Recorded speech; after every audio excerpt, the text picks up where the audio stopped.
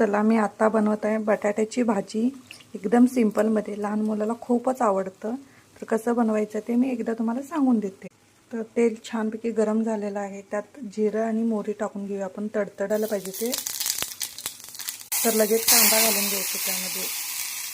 ते काय फोडणी करपलं नाही, तेल छानपैकी मस्तपैकी ना गरम झालं ना कांदा टाकून घ्यायचा बारीक कापून।